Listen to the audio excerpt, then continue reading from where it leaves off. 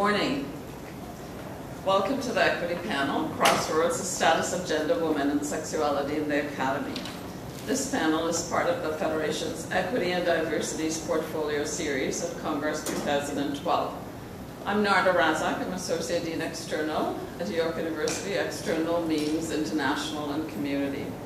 And I'm an Associate Dean in arguably one of the largest faculties in Canada with over 22,000 students, 25,000 students, a host of units, and over 600 faculty members.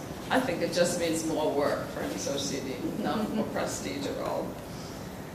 This panel will be recorded and will be posted on an Equity Issues Portfolio section of the Federation's website, as well as on the Congress website. So this morning we have a group of distinguished researchers who will explore the intersections of gender, women, and sexuality in the Academy, and I will introduce them shortly. But first I have to say a word from the sponsors. Apart from the Canadian Federation for Humanities and Social Science, the Equity and Diversity Portfolio, the panel is co-sponsored by the University of Alberta, the University of Manitoba, and York University. It's also organized in partnership with QSEC, Queer Studies in Education and Culture, the Canadian Association for the Study of Women and Education, and the Canadian Society for the Study of Education. So what we'll do this morning, we have 3 speakers instead of 4. Dr. Joki Wayne could not be here this morning and sends her regrets, so we'll have more time with the others. And I will introduce the speakers prior to their beginning their presentation, and afterwards we'll have time for a Q&A. Okay. So our first speaker is Dr. Janice Ristock from the University of Manitoba. And her research on issues affecting marginalized populations has made groundbreaking international contributions to the ways we conceptualize and respond to partner violence and stigma. Her scholarly work, which includes 6 authored and edited books, has been at the forefront of developing community-based research approaches to studying complex issues involving intersecting oppressions. Perhaps most notably, her internationally successful book, No More Secrets, was the first Canadian study of violence in lesbian relationships, and I do remember reading that a long time ago. She's been a key contributor to the development of gender and sexuality studies through her research, academic service and community collaborations with feminist, LGBTQ, and Aboriginal organizations.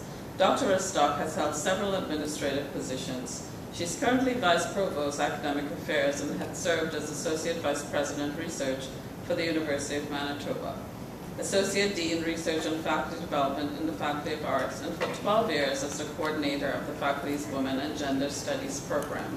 I think you'd be an amazing mentor. Dr. Ristock is a professor of women's and gender studies and an adjunct professor in anthropology and disability. The title of her presentation is Remapping the Terrain of Gender and Sexuality in the Academy, Exclusions, Inclusions, and Occlusions. Please join me in welcoming Dr. Ristock.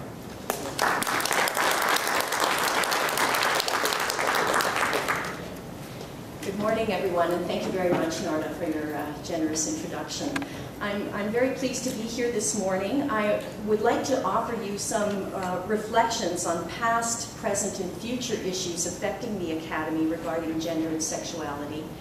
And I offer these from my perspective in senior administration as Associate Vice President Research and very recently as Vice Provost Academic Affairs.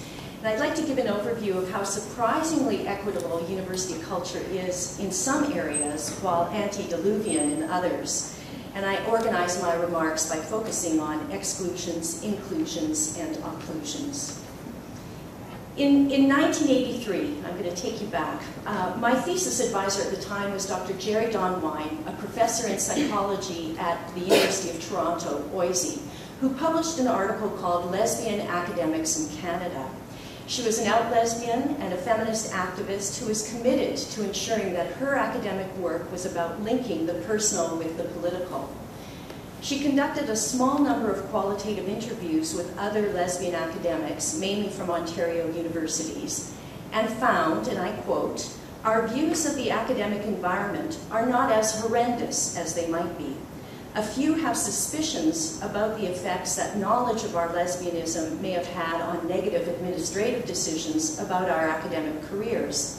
However, there were no documented incidents of such discrimination, and most of us are legally protected by sexual orientation clauses in our contracts." End quote. Her findings in many ways were quite remarkable, given that homosexuality had only been removed from the Diagnostic and Statistical Manual of Mental Disorders in 1973, a mere 10 years before she wrote the article.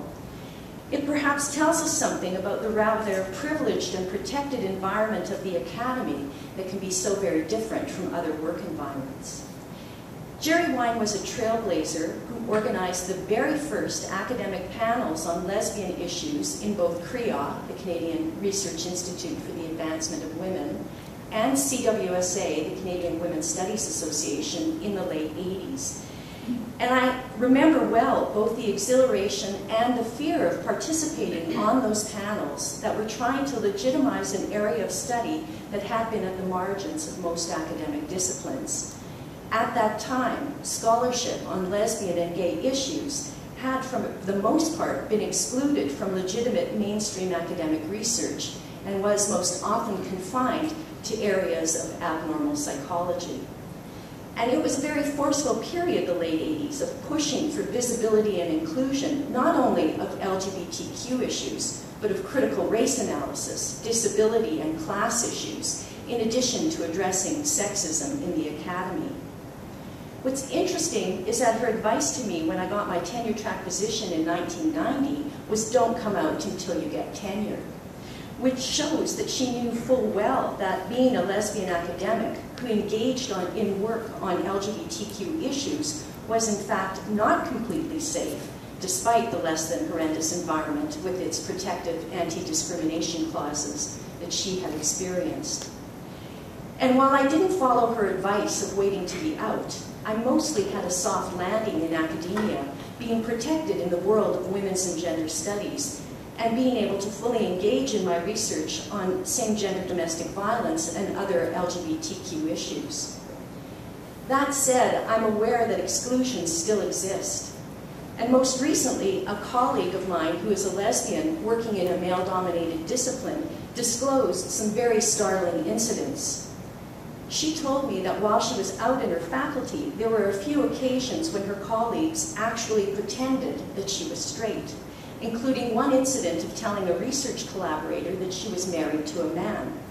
This person indicated this, that they were doing this to protect her, and of course the faculty, because they thought she'd be negatively looked upon if they knew she was a lesbian. Further, she spoke of learning that a male researcher called a new female researcher to warn her about the lesbian that she would be working with and who might come on to her. Fortunately, the women were both able to laugh about this. But her story is very much a reminder that university equity climate is not even. Some faculties, some disciplines are better than others, and sometimes it is the luck of the draw whether you have a supportive department or colleagues. Mostly, when I ask my queer colleagues about their views of the current state of women, gender, and sexuality in the academy, they tend to say that things are much better now than in the past. And some even feel that the university is more inclusive and reflexive than the so-called real world on issues of gender and sexuality. But others speak of what they term silent acceptance or tolerance. My trans and gender non-conforming colleagues still speak of stares, glares, and inappropriate comments as they negotiate their institutions, while my Indigenous Two-Spirit colleagues feel they have more to say about their treatment as Indigenous faculty and that it can be difficult to tease out their experiences around gender and sexuality. When I look at universities across Canada, there are, of course, many signs of inclusion. There are tenured lesbians, gay men, bisexual, trans, and queer faculty members, many of whom incorporate gender and sexuality issues in course curriculums and programs. And there's certainly much important research being done on a wide range of LGBTQ issues, as well as work that examines the intersection of multiple oppressions. And this work seems to be valued and respected. There are LGBTQ safe spaces programs and allies training programs for students, faculty, and staff, and many bathrooms and change rooms have been designated as gender neutral based on the recommendations of committees that have explored the needs and experiences of gender nonconforming and trans staff and students. Some universities are also expanding the language of the Employment Equity Act to include gender and sexual minorities. And these inclusions that I've listed are common, while I think other universities are in fact doing much more. But if gender and sexuality are fundamental categories of social and cultural analysis that help us understand human experiences, how are we really doing in the academy? If curriculum is a map of reality, as Catherine McKinnon states, what is actually on our map? If we are contributing to the knowledge economy, how much LGBTQ and feminist research is actually being funded? And if we care about furthering equity and diversity in the academy, do we even know how many gay men, lesbian, bisexual, trans, and queer faculty members and students there are in Canadian universities? And does anyone want to know? In raising these questions, we can also see the way in which some of our views about the current state of the academy may be clouded by the implementation of equity policies that seem to suggest that all is okay, and by the presence of out gay, lesbian, bisexual, queer, and trans faculty members. Yet if we map the research terrain, for example, what do we see? Certainly, queer research has had some very significant funding, and a recent example is that CIHR awarded $2 million to a large-scale research team investigating the effectiveness of interventions into homophobic school cultures. So this is needed, important work, and I'm sure André will be talking about some of the important research of his center. But we also know that being able to apply for large-scale funding is often dependent on the university's institutional priorities. And just to give you an example, I searched the database of Canada Research shareholders. So this is a site of about 1,800 profiles, and I searched for keywords and found no results for transgender, no results for homophobia or heterosexism, 1 result for lesbian, 1 for queer, 3 for gay, and to put this in perspective, 4 for frog. These, good, I hope you'd laugh. These numbers, albeit a superficial indicator of the important work that CRCs are engaged in, do raise the question, what are universities identifying as their strategic research areas, and what's driving the process? And if we map the future, what do we see for research? Certainly, there's going to be more emphasis on STEM areas, science, technology, engineering, and math, where it's often not easy to insert gender and sexuality into that work. So I remain concerned that there are simply not enough academics who are interested or able to engage in LGBTQ research areas, although the need for new knowledge is great. And just to give you one example, my own area of research, as was mentioned, is on violence in LGBTQ relationships. And we are about 20 years behind the field of heterosexual domestic violence, and yet there's not a groundswell of attention being paid to this area. And yet this May, the US Republican-dominated House voted against a bill that would have extended the Violence Against Women Act to include LGBTQ people. And they said that there was little data to support the need to extending that act. In talking with LGBTQ graduate students, they are often worried about their job prospects if they focus on queer research topics. And many report that they get the message that LGBTQ research is too narrow in scope and lacks relevance. I also know that LGBTQ content in curriculum and faculties very much depends on who's teaching the course and their interest in gender and sexuality. So that means that students' exposure to understanding LGBTQ issues is hit and miss, and mostly miss, as they graduate with degrees in sociology, psychology, nursing, education to medicine. Finally, in thinking about occlusions, there can also be a tendency for us as tenured faculty with many protections and collective agreements to forget the vulnerabilities that still exist for our students. Students in universities are exposed to symbolic violence and direct harassment, but I don't hear us talking about that in meetings with senior administrators across the country. Recently, I spoke to a new lesbian graduate student in a male-dominated discipline, and she indicated that she often heard the word faggot and that's so gay in the hallways of her faculty. Another student had a slushie thrown at her on campus. She assumed it was because she was butch, but she wasn't sure if it was also because she was a Black international student from Africa. Neither wanted to report any of these incidents, preferring to handle it in their own way. So if we map the future of student recruitment, we're certainly hearing more emphasis on recruiting and retaining international students and Aboriginal students. But again, we don't seem to be talking about the need to consider a framework of intersectionality and more specifically, issues of gender and sexuality. So in closing, how might we remap the terrain of gender and sexuality in the academy?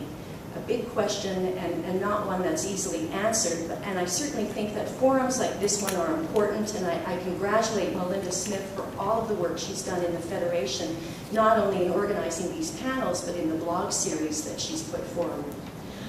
I think we also have to think of ways to engage those outside of the social sciences and humanities. And again, I'm thinking of faculties like science, like engineering, like agriculture. How can we engage them in discussions around gender, sexuality, race? And I'm sure Margaret Ann will address this in her remarks. In sum, it seems to me that issues of gender and sexuality in the academy are mostly understood in terms of equity and the diversity of students and faculty. But a far greater challenge is to place gender and sexuality at the center of discussions on knowledge gaps and priorities for Canada's research agenda, on learning outcomes in the curriculum offerings of Canadian universities, and on accessibility and retention issues in strategic enrollment management. And I'll end there. Thank you.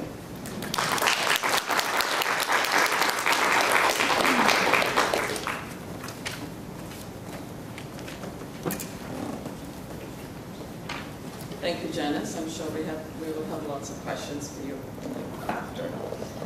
I'd like to introduce Dr. Margaret Armour, who is a chemist with degrees from Edinburgh University and the University of Alberta. She joined the chemistry department at the University of Alberta in 1979 and is currently Associate Dean of Science, Diversity. Her research and teaching have been in the area of environmental chemistry, especially methods for the management and disposal of small quantities of hazardous waste. Dr. Armour has been active in finding ways to encourage women into the sciences and engineering for over 30 years. She was one of the founding members of Women in Scholarship, Engineering, Science and Technology at the University of Alberta and is currently president of the board of the Canadian Centre for Women in Science, Engineering, Trades and Technology, the WINSET Centre.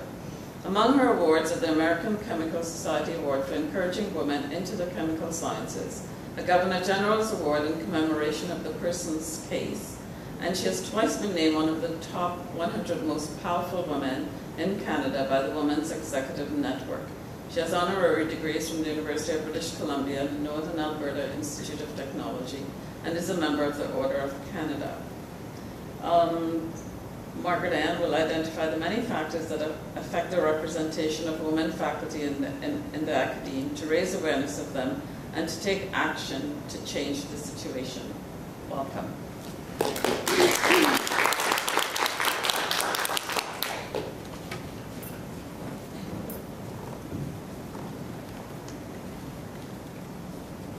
Good. I can move this around so that I'm not behind the... I don't like being behind a podium. It's great to be here, and I really appreciate the invitation from Melinda Smith to take part in this panel.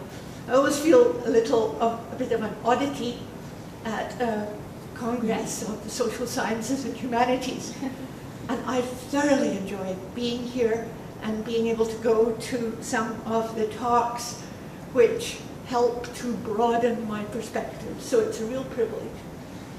And I'm delighted to share with you some thoughts on the status of women in the sciences in the academy. And following on from what Janice was saying, indeed things have changed. And my colleagues like to keep reminding me that when I keep complaining. But I'll show you that they haven't changed nearly as fast as I want them to. And I keep saying that now that I'm white-haired, I don't have any patience anymore. I want things to change fast. And I'll show you that they're not changing as fast as I would like. Okay, what are the current numbers? I thought it's easier for us in the sciences to measure, particularly the numbers of women. Women are easily identified in the sciences, so it's much harder to identify people who are in a different category. But here we are. So what I'm going to do is show you some graphs, because I thought I need to tell you where things are. Here is the percentage of women undergraduates and graduate students. So this is the percentage of students registered who are women at universities. And it's not surprising, I think, to any of us to know that it's considerably larger than the young men at the moment. And then this is the percentage faculty overall. Now if you look at this, this is where we start getting worried. Here's engineering, and we have at the moment almost 13% women faculty. I like to say that means we have 87% male faculty. I think that gives us a picture of what goes on. And here are the mathematical and physical sciences, where we're 16%. Those are shocking figures, considering this number, and considering that the number of undergraduates in the mathematical and physical sciences is up near 50%, and has been for some time. Okay, the University of Alberta, not doing any better or worse than anybody else, but currently, well, 8, 9, 10, we had 8% women faculty in the Faculty of Engineering. I'm not going to make comments. Here's what's really concerning. There are many groups across the country taking action to try and change this. But you see what's happened. This is the percentage of women entering engineering, or actually in engineering, undergraduates in engineering, and it's falling. And it is, well, these are the actual numbers, and you can see what's happening, that the percentage, or the actual numbers of young men entering engineering are rising fairly rapidly, whereas the actual numbers of young women are very much slower or have almost leveled off. So that's why the percentage is going down. But this, it was at one stage about 22%, now it's down at 18%. And that's a real concern, because here we are. And we're just hearing that York is going to be hiring many engineers, but we don't have a pool of women that will be able to fill some of these roles. This is the one that matters to me. My job for the last 7 years has been to increase the percentage of women faculty in the Faculty of Science at the University of Alberta. I know my title says diversity, but for my own sanity at the moment, I'm sticking with women. And you can see, whoops, this is why the dean, 7 years ago, let me retire for 8 hours and brought me back again. He had discovered that for the 5 years, and this would have been from about 2000 to 2005, there was no change in the percentage of women faculty. And this is really discouraging, because the percentage of undergraduates by that time was 50%, and yet it's not following through. And my colleagues always used to say to me, just give it time, you're not being patient enough. Well, the dean decided we've given it enough time, nothing's happening. So, sorry, in 2005, I came on board, and look at the big difference I've been able to make. Yeah, I keep saying it's a harder, I've been working on this for so long, and it's not too hard to work at it at the undergraduate level. We've had real effect. It was 30% women in science when we started with our WISES program at the university, and it was 50% when I moved on to the dean's office. And I'm delighted that Karen was a WISES student at the University of Alberta. I spent 6 weeks doing research in the sciences during the summer as one of our WISES students when she was in grade 11. But you can see that's been slow progress. Okay, what's happening? Where do women opt out? Well, I mentioned that we have a large percentage of undergrads, a considerably smaller percentage of graduate students, but there's a huge drop here from graduate student to postdoc, and then postdoc to faculty. So these are the places that we've got to look at and say, okay, what can we do? Why has progress been slow? Most of this is perfectly well known, and I'm not going to spend time on it. Okay, we've talked about the fact that there's still low recruitment of women, so the pool is not very large. Parenting responsibilities are still something that women still have to take a bit more responsibility for. Work-life balance. What I'm seeing more and more, and I celebrate this, young women are intentionally saying, I do not want a particular kind of job because it will not allow me to do the things I want to do with my life. And I like that.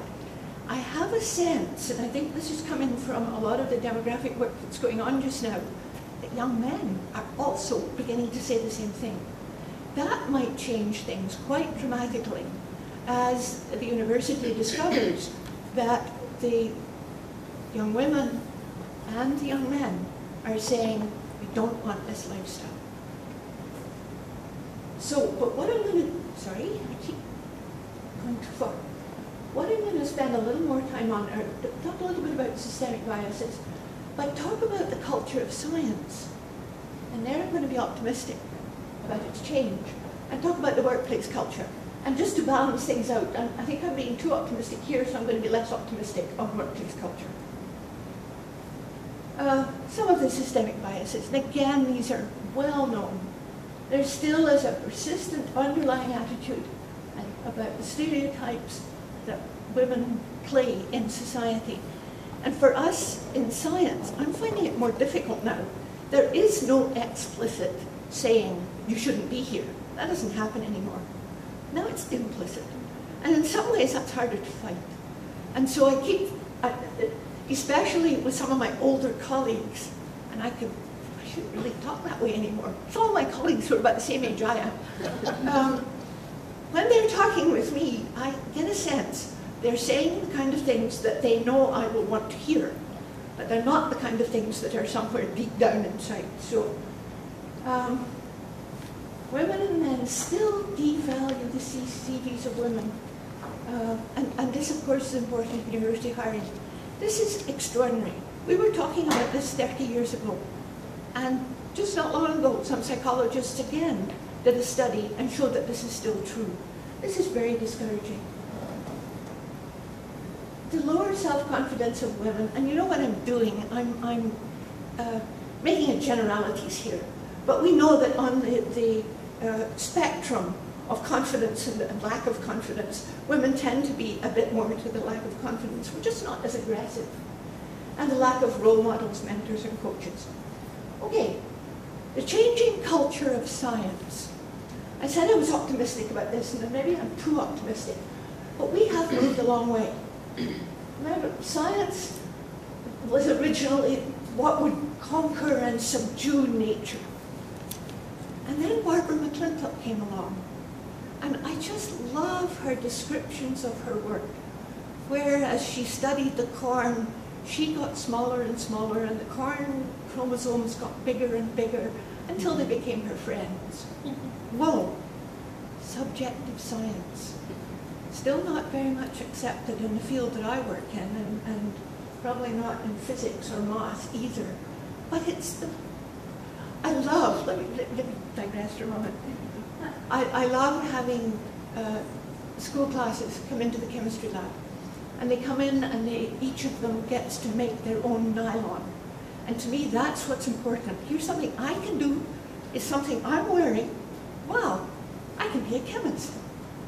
But what I like to say to them as they put the solutions together to make the nylon, wouldn't you, imagine being the size of a molecule. You could be down in that beaker, watching what's going on. And these molecules are flying around, searching for one another, joining up, having a marvelous time. And I think it maybe gives students a different way of looking at what's going on in the beaker. It's subjective, of course it is. You're down in there watching. but I always think of Barbara McClintock when I'm talking like that. And the students seem to quite enjoy it. I don't know whether they do it or not, but they enjoy thinking about it anyway. So here was a big change. Reductionism, we're moving to more holistic. And part of the reason for that is that science has had to become interdisciplinary. We've just built a new building called the Centennial Centre for Interdisciplinary Science. And we're very proud of it at the University of Alberta. And it is a move in the right direction. I'm not sure quite how much it's interdisciplinary, but we do have groups of researchers who've moved in. Groups from biology, from mathematics, because we've got a very strong mathematical biology unit. That's the kind of thing that's making a difference to scientists. The mathematicians who work with the biologists tend to have a different way of looking at mathematics, because biology and mathematics have different cultures. And now we're putting in a bridge. Now, I'm not sure how much that affects the theoretical mathematicians who remain in their own building at the university, but at least it's a change that is a positive one, I think. So interdisciplinary science is beginning to break down these very strong cultures of physics and math, computing science, and to some extent chemistry, but not quite so strong. Different questions are being asked, and again, that's got something to do with the interdisciplinary science. The questions have to be broader, not quite so reductionist as they used to be. More context coming back. And then, I think this could be a very big difference. You know, scientists are used to talk their own language. And I was convinced that they talked their own language so that nobody else could understand what they were saying, and they had all this power. Nowadays, anybody can go to the internet and learn almost anything. And I was listening to Don Tapscott talk about this last night. And so that the power that comes from having knowledge that nobody else does is being reduced. And again, I think this is changing the culture. Now, why is it so important that the culture changes? Well, most women are a little more like Barbara McClintock, not feeling that they have to be so objective, but feeling that they want to work with nature rather than subdue nature. And so the changes that are happening are beginning to move a little more in that direction. Now, I said I was being a bit too optimistic, perhaps, in the changing of culture. I talked with the person who leads our Math Biology Institute, and I think, oh, things are really changing. And then I talk with someone in physics, and I think, maybe they're not. So there's some differences. But what about the workplace culture? Because you notice I've separated those two, and I think they're changing at different rates, and they're changing in different ways. And I've made this relevant, of course, to the academy. And the first thing that I think affects us a lot is the male-dominated teaching learning culture. Okay, we all know that the sage on the stage is probably one of the least effective ways of teaching anybody. And yet science, for a very long time, has had that as a model. And we all know that we tend to teach the way we were taught. Very hard to change from that. And so we still have a fair amount of that, although things like clickers and discussion is certainly happening.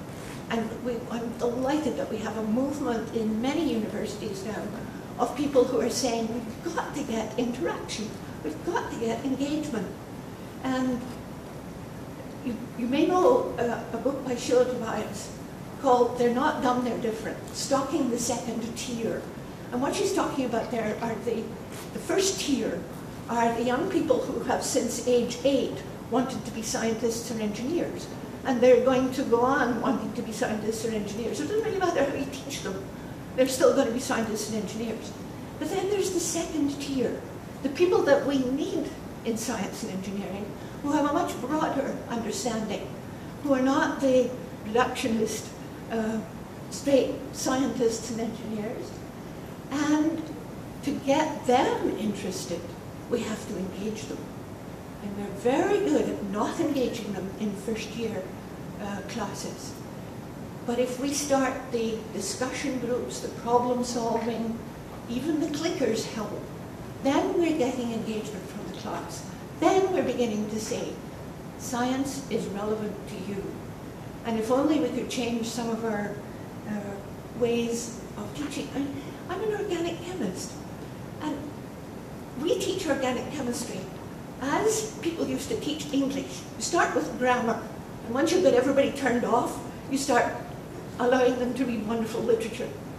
We start teaching nomenclature, and after we've got everybody turned off, we start saying, here's the exciting things that organic chemistry can do. I mean, I don't say it in quite these terms to my colleagues, but I do try and get over to them that there are other ways of teaching.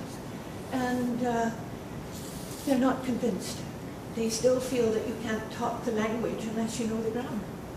And I can't understand why we can't use some case studies of how you could use organic chemistry and then say, now we need to tell you a little bit about how you can share this, and you need to know nomenclature. Anyway, that's my life. So we still have this. And again, it's changing, but it's awfully slow. Recruitment and hiring practices. I talked about CVs. And one of the things that I get to do is to sit on every selection committee within the Faculty of Science. And I have learned a huge amount. I've also learned that the way to change things is to ask questions, not to make statements.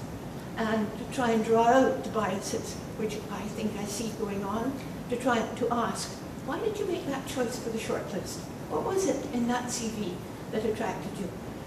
And sometimes, to my delight, I hear somebody say, oh, okay, yeah, maybe I should look at the other one again, which is often one from someone who's from a minority group. So there's something still going on here, but this is a very important one. When I ask graduate students what they're interested in doing, would they be interested in an academic position? Most often they say to me, I don't think so. I don't want the lifestyle of my supervisor. Enough said. We're still not heard at the decision-making table. How often, as women, do we make a suggestion, we don't hear very much, and then a few minutes later, one of the men at the table makes a very similar suggestion, and everybody says, wonderful. It's a very interesting phenomenon. I've often thought I'd love to be a psychologist to figure out what's going on. And we still have a bit less access to informal networks. That too, I think, is changing, but that the sports and the back corridors and the men's washroom are often places where ideas get shared. I mentioned our new building, our interdisciplinary Centre for Science, and the way it's been designed, you have to intersect with people, so that they were very careful when they thought about the passageways through the building. And I've bumped into more colleagues since we moved in there than I had in quite a bit of time, and that's wonderful. So now there are whiteboards and little tables and chairs all over the place, and you see people sitting, talking. That's a huge help in accessing informal networks. What's being done to change the situation? You've heard a bit about this already. I just had to tell you what I'm doing. Sitting in all the selection committees, holding workshops and discussions with graduate students, identifying potential female candidates for faculty positions. I mentioned the pool's still small. This is a tough one. If women don't apply, obviously it's pretty hard for us to select them. And one of the things I've been doing is looking very carefully at advertisements. And you know, university job advertisements often say, outstanding record in research and teaching. And I know many of my female colleagues, female graduate students, who will say, my record's not outstanding, I don't stand a chance. So we simply changed that word outstanding to excellent. And we stopped being as precise in the job description. Because the broader you can be, we just were advertising for a Canada Research Chair. they made the position very broad. Mind you, we got 150 applications for it. But we also got a huge variety, and we ended up with a woman, which I was delighted about. But if you narrow it and narrow it and narrow it, then the chances of having a woman in that area are getting less again. And we don't always think about these things. And I worked kind of hard. I tried to go to all the conferences that I can, the math conferences particularly, because this is one where I really would like to see more women applying for math positions. Look at policies. Automatic parental leave. Princeton does it, so why can't we? And that is automatic for everybody. And so they take it. One of the problems we have with this right now is the women take it, the men don't. One of the men, not too long ago, recently told me when I was asking him if he was considering taking parental leave, he said, I would be laughed out of the department. So there's still that sense. Flexibility in time to tenure, so that there's allowance for leaves. That one's coming because more and more people are looking after parents as well as looking after children. Daycare is still a big issue, and that's incredible. We've talked about it for so long. You'd think they'd have solved that one long ago. We still have a waiting list of 300 and something people for daycare places. Facilitating mentorship, that's one of the things I've been doing. I think that's really important. Businesses, industry, particularly professional engineering associations, are recognizing how important mentorship is, intentional mentorship, and identifying longer-term strategies. Well, you can imagine all the things that one could do.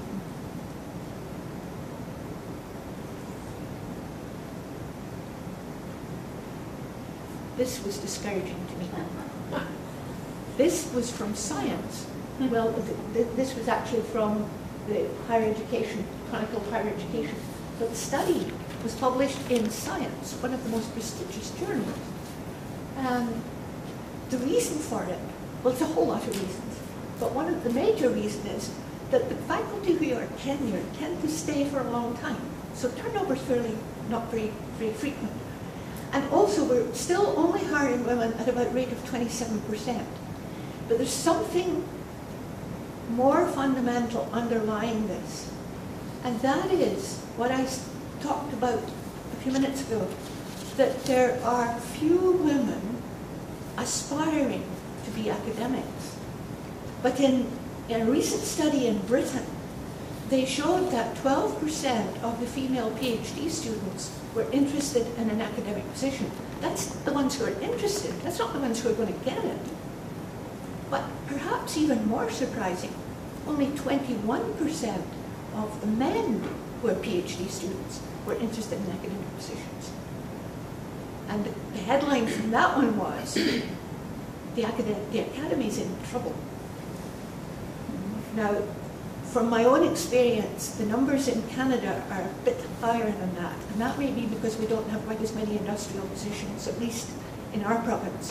There's not as much, there actually are very few positions for scientists in industry. So we tend, academic positions are accepted. But this, yeah, I told you I was white-haired and they're patient, well, 50 years. And this is the one that, why women leave academic. This is the one I was referring to from Britain, where there are so few women continuing. And the reason they're saying they're not interested is what I mentioned. We don't want the lifestyle of our supervisor. We don't like the competitiveness. We don't like feeling that we have to win funding, and if we win it, other people don't. There's more collaboration in science. I think it's getting better. More teamwork. Why is it so important? Well, changing the way we teach science. That one for me, I love teaching, and so it's hugely important. Asking different research questions, role models and mentors, and hopefully catalysts in changing the future. Science certainly does need more women. Thank you.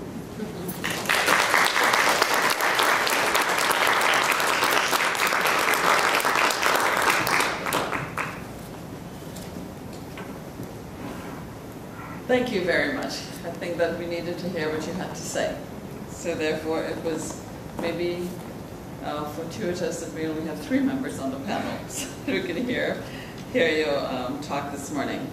Our third speaker is Dr. André Grace, who is a Killam professor and director of the Institute for Sexual and Minority Studies and Services in the Faculty of Education, University of Alberta. In national research projects funded by SSHRC, Dr. Grace has used qualitative methodology focused on explorations of the self, others, and culture to examine the positionalities and needs of students and teachers across sexual and gender minority differences. Dr. Grace keeps his research and service in dynamic equilibrium. He's a co-founder of Camp Firefly, a summer leadership camp for sexual and gender minority youth, and he's national consultant on sexual and gender minority issues for the Canadian Teachers Federation. Dr. Grace is serving as expert advisor to the Chief Public Health Officer's Reports Unit on the state of public health in Canada for the 2011 and 2012 national reports. He received the 2009 Philip E. Franson Award for Literature in the field of continuing higher education from the U.S. University Continuing Education Association. His presentation this morning is titled Keeping Academic Studies and Service Work Focused on Sexual and Gender Minorities in Dynamic Equilibrium. Welcome, Dr. Grace.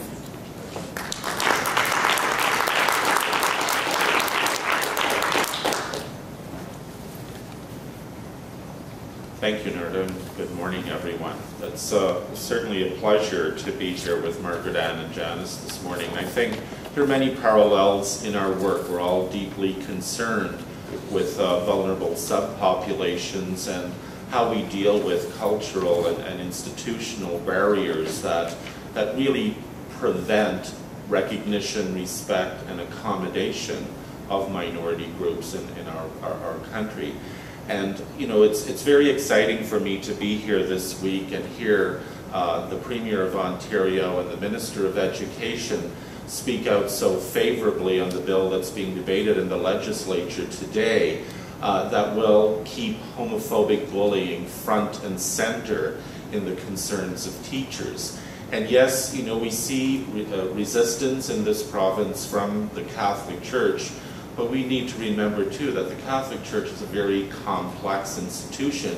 And so the resistance that I'm hearing is a theocratic resistance from the hierarchy of the Church that basically is meant to limit the discourse of democracy. And what they're trying to do is shrink what I would call academically the queer social, or the social spaces for sexual and gender minority teachers and students. And what I like to talk about is the many liberal Catholic teachers that I get to work with in Ontario and in Alberta over the years who are doing wonderful frontline work in their schools. They have to do it in a very stealth manner, and they're always doing a dance with pastoral guidelines, but they're doing the dance, and I think that's what needs to be emphasized this week. And I'm so excited that this vote will happen next week, and hopefully will send a wonderful message to ministries of education in other provinces as well. That's my political spiel this morning.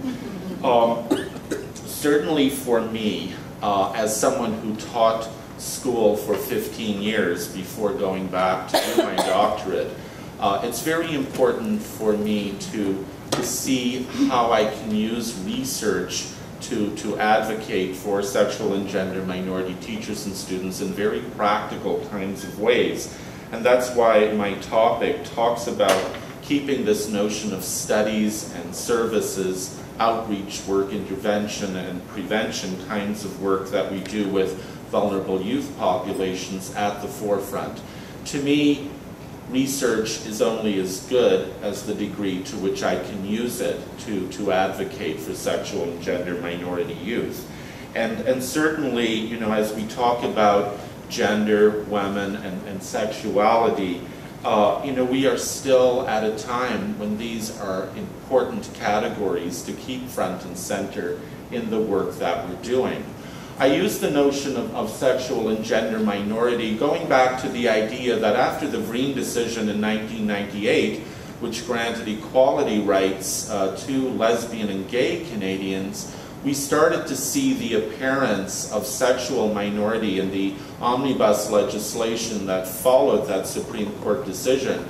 So when Ottawa looked at its legislation and tried to make it inclusive of lesbian and gay persons, they started using the phrase sexual minority as something comparable to linguistic minority or ethnocultural minority. I have started using gender minority as well, and that's actually been spurred by trans undergraduate students at U of A who said they liked the term. A term like gender variant, they link with pathology. And I had been using that term, and so I'm quite happy to listen to students, and we're always working with language. Language is complex, it's fluid, and you know, I'll use a certain set of meanings today, and maybe 2 months from now I'll need to change them based on my own learning. But I think what's really important with the phrase is to realize the complexity of these categories, and that if we look at notions like gay or bisexual or transsexual, these are complex biopsychosocial and cultural constructs, and that the fluid nature means that we don't think about them as fixed categories. We need to think about them in that sense that queer theory tells us these are fluid contexts, and we need to think about them in terms of the multiple meanings they will have in different cultural and other sites.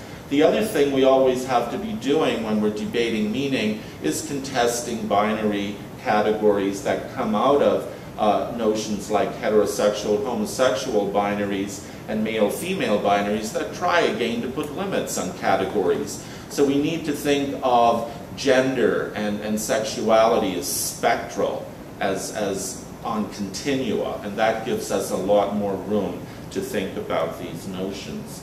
So I just wanted to say that up front, so you know that language is something we can always be talking about. When I went to the University of Alberta in 1999, I thought, okay, this is a large faculty of education. I had come from Penn State, where there were 1,100 undergrads. Now there were 3,300 undergrads, and about 1,200 graduate students at that point. And I thought, where is the LGBTQ group? Well, there wasn't one. Within 3 months, there was one. But it was so amazing to me that, you know, education has always replicated the status quo, the heteronormative status quo, and here we had a large faculty of education where sexual and gender minority issues were invisible. So I went from having Agape, which was a focus group on sexual and gender minority issues, to 2008 getting an official institute, and that was very important to me. I want the work I do mainstreamed, and being able to have an institute and use the University of Alberta logo on my work gives a certain credibility in a lot of spaces, particularly when I work with Alberta Teachers Association and other groups. And I wanted an interdisciplinary institute. We work across the university with sociology, women's studies, political science, and other disciplines and areas of study to kind of enhance the work that we're doing. And I want to use the research to develop and implement policy, to do the community outreach and enhance service provision. So that's the way I work it. I do not want to work with graduate students who want to just immerse themselves in studies of queer theory. I tell them that's wonderful, and I want you to spend lots of time reading Judith Butler and Eve Sedgwick and others in the library, but 25% of the time you work with me, you have to roll up your sleeves, get out into inner city Edmonton, and do work with the youth programming that we do. And graduate and undergraduate students who work with us very much like that. Certainly, in terms of the research, I'm very excited. I've had a number of SSHRC-funded studies, and the current one is looking at an asset-based approach to how sexual and gender minority youth can thrive and grow into resilience. I am very interested in looking at the notion of how sexual and gender minority youth may be at risk, and the stressors and the risks that they experience in their lives. But I'm also noticing a new kind of queer youth, a confident young person who is strong and thriving and active in their school, in their community, who are building good relationships with parents, guardians, or significant adults in their lives. And I want to know how that youth came to be. And I want to learn the assets that those youth have in their lives so I can take that notion of being at promise and use it to assist youth who may be categorized as at risk. And that's a very problematic term as well. The other wonderful news is that, and Janice mentioned this, the fact that CIHR just gave over $2 million to Elizabeth Sywick and a research team that I'm delighted to be part of, and Catherine Taylor, Dr. Chris Wells, and others are part of that. And basically, this will be a health-focused study intersecting with education when we look at the whole issue of stigma in the lives of sexual and gender minority youth, and again, how we can develop programs and other assets that basically talk about positive outcomes in the lives of youth, what we can do to enable them. So this kind of research is very, very important, and trying to look at all of those categories and taking research findings as soon as we have them and using them to develop policies and programs and getting the work done now on the ground. We all know about the It Gets Better campaign, and I think that had a wonderful impact over the last couple of years on drawing attention to the symbolic and physical violence and the increased suicide rates among sexual and gender minority youth. But I'm much interested in the notion of learning from that, because I thought the It Gets Better campaign was really a metaphor for the death of hope for many sexual and gender minority youth. I'm much interested in how do I make it better now? And so if you come to my institute, you will see high school kids all over the place. We hired a counseling psychologist with funding from Alberta Child and Youth Services. And we have a lot of educators and social workers and others who volunteer time to work with youth. And so it's changing the face of the university because we have teenagers running around the floor and hanging out, and that's hugely important to me. So that notion, or the explanation that I just gave, speaks to this idea of a youth intervention outreach worker program, and that's been on the go for about 6 or 7 years now. Chris Wells and I co-founded Camp Firefly in 2004. We will have our 9th camp in Edmonton this summer. We're having a camp in Calgary starting next summer, and we've had 5 successful camps in Saskatchewan, and we have a conversation underway to start one that will do outreach in Northern and Rural Ontario. So we're excited about that. We do a Firefly in Schools program, and this is for all students in schools, getting in and working with them to teach them about how they can get to know sexual and gender minority peers and address homo, bi, transphobia in their schools. We do a lot of work at the university. We started the Safe Spaces initiative this year. We did a survey of 10,000 undergrads. We sent out the survey. We had 2,500 responses. It was just amazing. We have a report that's about finished, and it's doing the practical stuff. One project we did, for example, was to identify single-use washrooms on campus so trans and other students could have accommodation. And we discovered there are 264 single-use washrooms on the University of Alberta campus, and we have the Office of the Architect developing a map that will be accessible to undergrad students. So it's doing something as basic, but that's hugely important. We have to take care of the basic needs as well as the educational needs of our students. We run an Inside Out speaker series that includes academic and community-based presentations, and it's open to everyone, graduate, undergraduate, community members, and so forth. And we do extensive educational outreach on campus. We do workshops not just with pre-service teachers. We're in the Faculty of Law, Faculty of Medicine and Dentistry. We do work around the city with other colleges and universities doing, basically teaching people who are in caring professionals about that notion of what it means to be a caring professional and have your practice inclusive of sexual and gender minorities. We started this year, and I'm so excited, we have now a Queer Studies and in Education and Culture Special Interest Group. That's part of the Canadian Association for the Study of Women in Education. It's a great home for our SIG, and it's wonderful to have created this space at CSSE in Congress where women, gender, and sexuality are being discussed in all kinds of wonderful ways in the various sessions that we offer.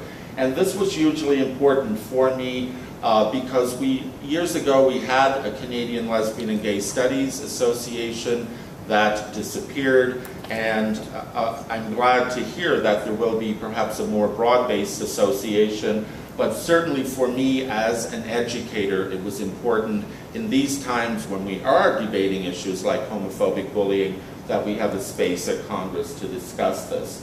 We cover a lot of issues, and we'll certainly have a vibrant program next year at University of Victoria. So if you have interests in these kinds of topics, and you're interested again in how you take research into practice, how you use it to influence policy, then this would be a good space for you. And equity and social justice issues are at the forefront of what we do. These are the websites for my institute and Camp Firefly, and these are spaces where we have all kinds of information and links to other useful sites if you're interested in sexual and gender minority issues in education and culture. It's a vibrant space. I'm always looking for new master's and doctoral students who want to come and work with me and study and roll up their sleeves and do work with youth. And so please never hesitate to contact me. We'll make a space for you at the Institute. Thank you so much.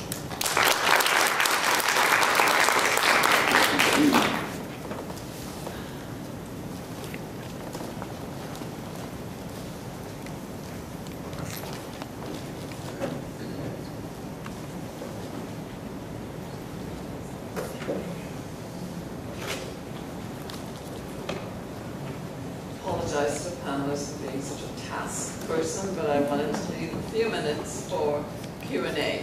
So, do you want to? Yes, I appreciate it.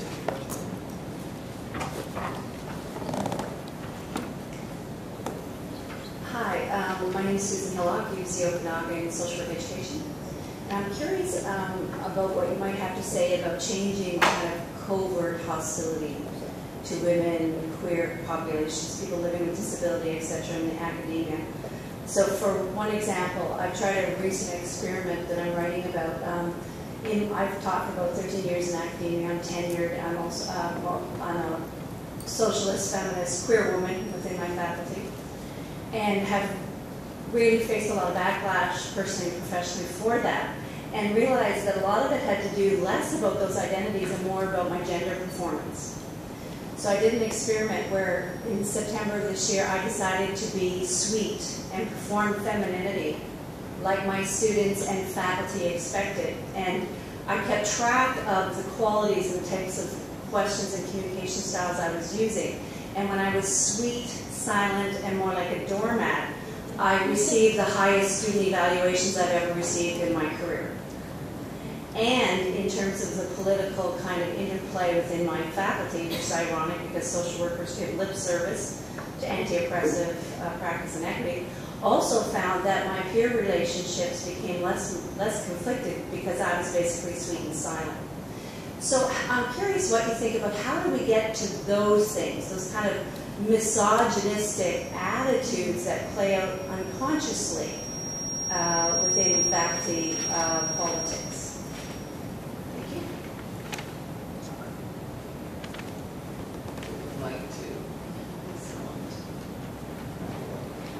I could probably begin. The whole issue of evaluation is certainly a big issue for all of us who are faculty members, and the faculty evaluation committee at University of Alberta is a very structured committee, and you're always trying to think, how do I mediate this process? I have never been meek and mild, and I've always started my ethics in school law class by telling my students that if you can't see the sexual and gender minority students in your classroom, if you can't see gender difference, if you can't see SES kids who have particular needs, then why don't you quit now and go be a greeter at Walmart, because you'll do a lot less damage, hopefully just passing out carts to customers. And I think, you know, you take a strong stand. It does impact your evaluations, but I told my dean that a 1, which is the low mark, is just as significant as a 5, the good mark, because it also means that you made a significant impression. And so that's the stance I've taken with my faculty evaluation committee. I am at a stage in my life, especially as having taught school for so long, when I came to the Faculty of Education, it was to make a difference. I will not be silenced, and I will not compromise my principles to present a certain image. And I think, you know, what you described is a reality that's so hard to negotiate and very difficult. And the one thing that I do, I always accent the positive when I'm talking about like the work of my institute in my classes. I'll talk about the success of our programs. But when I've dealt with homophobia, and I have from colleagues as well as students, I'll deal with it in a stealth manner, quietly but effectively behind the scenes. The dean, the provost, the dean of students, everybody knows me, and everybody knows that I will come to them directly with an issue. But in terms of the public image, it's better to sometimes accentuate the positive and show momentum. That yes, this is a class that deals with women, gender, and sexuality, and look at some of the good things we've done. And sometimes over time, when you talk about incremental success, that can be a good thing. Yeah, just to add to that, I think what you described is very, very challenging and interesting, revealing the experiment that you tried, very disturbing. But I think it's very important to find allies in our institutions. And so you're in social work. Are there other people that you can connect with across the university, and where you can talk about strategies, or where you can also just share resources? There is a literature that talks about how women are evaluated in courses, and some of the particular ways in which we might get lower scores in our teaching because of our gender performance. And so that's information that you could use and present to deans and department heads. But I do think it's an important time. It's always been important, but I'm just more aware of the need for us to be allies, to work together in solidarity around some of these issues. And so if you're not the only voice raising these, then I think we can make more of a difference. Thank you. Thank you for this really interesting talks. I really appreciated all 3 of them. And I have 3 things that I wanted to say or ask as quickly as I can. I have 3 teenage daughters, and my 14-year-old went to one of the Go Eng Girls programs that they have at the university to get girls into engineering, and decided she wanted to be an aerospace engineer, which I think is fabulous. She's in 9th grade, and her math teacher decided that she's not good at math. I don't know if this is because she's a girl or because she's an idiot, but what I've seen over the course of the year is an erosion of her sense that she could be an engineer and a drift towards English. My 18-year-old is in first year in arts and sciences at Guelph. She loved chemistry going in. She has anxiety issues. She now feels like she can't do chemistry anymore because of the way that the curriculum is delivered. And similarly, now she's doing biology and anthropology, and there's this drift towards the social sciences. And what that confronts me with is that even in a really politicized feminist home, it's such a powerful cultural belief. You know, there's such a pressure on these young women that this is not a space in which they have inherent belonging. And I find that personally really hard to resist. The second thing I wanted to say was talking about the place of reproductive work in the lives of women academics. I got pregnant when I was almost done my MA, and I was TA in women's studies at the time, and the woman that I was working with said, don't expect any support from women faculty, especially from faculty in women's studies. I was out of the academy for 8 years at home with my kids. The women that have been my supervisors as I've done my PhD have all been my age, 40, but they have either no children or they're having babies now. And I feel like there's a great ambivalence among women faculty about women who have opted out and have gone the reproductive route versus ones who have made those sacrifices and earned those places. And now I'm looking for my first real academic position and behind. And there's some structural impediments to getting ahead because, for instance, at my university, your place on the pay scale is determined by the year that you completed your first degree. Well, I would cost the university way more than other candidates with my degree of education because of the years of unpaid care work that I did, which is an obstacle to me ever getting a position in the academy. The last thing I wanted to say, I'm also the director of a small town youth center. And when I took it over, there was a great resistance to being explicitly anti-homophobic because it would estrange the mainstream kids, which I, had no patience for. And what we found is that we've been able to really shift the culture of this entire small town through strategic partnerships with people doing community living work, inclusion for seniors, and other groups that are interested in building inclusive communities. And we have GLBT speakers coming into the school, we have anti-bullying campaigns, and it's really completely shifted the vocabulary so that pretty much all the kids in this town of 4,000 now know what homophobia is and that it isn't cool.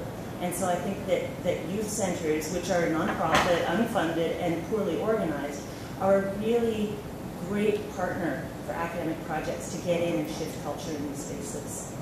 Thank you. I think you made a few comments there, and I think that Margaret might Yes, if I could begin, certainly understand your concern about the reaction of teachers to your daughter's interest in engineering and science.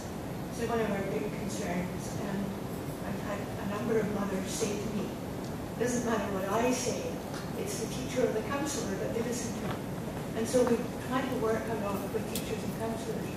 But I would suggest that it's great that your daughter went to go into girls, and to find as many of those camps as you can and programs. The one that we run, the summer research program, where young women from their second to last year of high school come and spend 6 weeks, is very powerful. And I think overrides anything that a teacher may say. Because many of those girls say to me at the end, this is science, I can do it. And if they say that, they're going to be very strong in reacting to anything that a teacher may do. The math one is a real problem. From the research, it seems that it's the boys that persuade the girls that they can't do math, because it's their peers. Even in your case, it's more of a teacher. It's very often the peers in the class who persuade the young women that can't do math. And we have programs in place at the university, because again, in first year, young women blame themselves if they're not doing a good job in math class, whereas in general, and again, these are generalities, the young men blame the teacher. So we pair young women in first year with young women in second year who did that math class and had some problems with it, and say, it's not your fault, you're not the only one, and that helps them. But the teacher-counselor problem is one that's tough to work with. The other thing I wanted to say, and this is also in response to your comments, what kept me in chemistry when I was one of the only women practicing it was to find a supportive community. And I think that's critical. And I keep hearing that. And many of the friends that I had at that time were working in industry. Some were in academia, very few were in the sciences. We had an academic women's association that just was a lifesaver for me, where you can go and talk to people, share your problems, and get their support and encouragement, and realize again you're not alone. There's no such problems going on. I'm mindful of time. Is there one last question? Yeah. Hi. So I'm a junior faculty in economics, which has the worst female record other than electrical engineering, interestingly enough. Electrical engineering apparently is that worst. And I find that it's hard to know what to do as a junior faculty, whether or not you want to push things, or if you just, I find that I'm becoming more and more masculine and trying to talk louder and faster and doing that kind of, and I'm wondering what your perspective is being more senior. Do you just wait it out and be complacent until you get senior and then you can start pushing it a bit? Or what is your thought about people who are in lesser power? Can I just respond? I've learned to be very strategic. Okay. I look at where do I want to go? What do I want to do? And I recognize that I used to be quite determined in saying, I don't believe that, I don't want that to happen. And in a way what that did was put up barriers, which then I had to spend a lot of time breaking down again, because these were people I had to work with. And so you heard me say, I keep asking questions. And I find that, for me at least, is the best strategy, because it allows me to get to the point that I want to make, but I'm not doing it in such a way that it sounds as if I'm being very determined and laying down the wall. And if you get somebody thinking about, why did I do that? Why did I say that? Why am I thinking that way? You're getting them to see the problem rather than you having to state the problem. So I find, and it took me a long time to figure that one out, I now call the woman with the iron hand in a velvet glove. I'm quite happy with that, because it means that people know that if I ask a question and I get what I consider put down, I'm going to keep asking questions and not let it go, and hopefully make the point perhaps more effectively than if I had got angry. So I'm being very strategic. Well, I'd like to thank the panelists. I think that three of them raised very critical questions. As a racialized minority academic in higher-level administration, I certainly learned a lot from what they had to say this morning. Janice talking about, not the oppression not being so much so explicit, but more implicit. I believe it's explicit in many different ways, but also very nuanced in ways in which discrimination still continues within the university.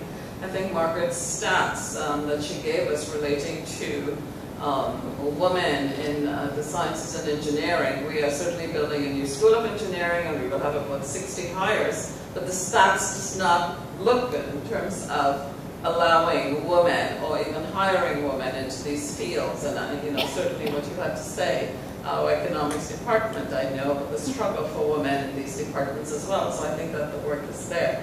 And André, your presentation really, in terms of the work that you're promoting in the community, within education and in the larger community, I think that is so needed. And looking at queer youth being strong, I think that's a signal of hope. And language, continuing to identify the language that is being used. I think we all struggle with these issues when we're in the academy, and I continue to, we continue to face all of these ways in which we are marginalized within the academy. It is, at the higher level administrative level, I continue to see myself in terms of a peripheral position, but yet in the center. And you don't know how to negotiate these spaces as you go along, because you do have the power, yet you could be, immediately feel your insignificance sometimes when you are, when you belong to someone in a marginalized group. So I thank you very much for your work. I think this is going to be on the website, so we can continue to read, and I certainly will take it back to my university so I can maybe encourage and invite some of you to to come to York especially. So thank you again. We learned a lot, and thank you for coming out today.